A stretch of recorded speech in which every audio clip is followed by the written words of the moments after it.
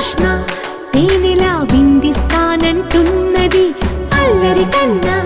దోచుకో కమ్మని ఆశల వెన్నెయిది అందరికన్నా ముందుగా తన వైపే రమ్మన్న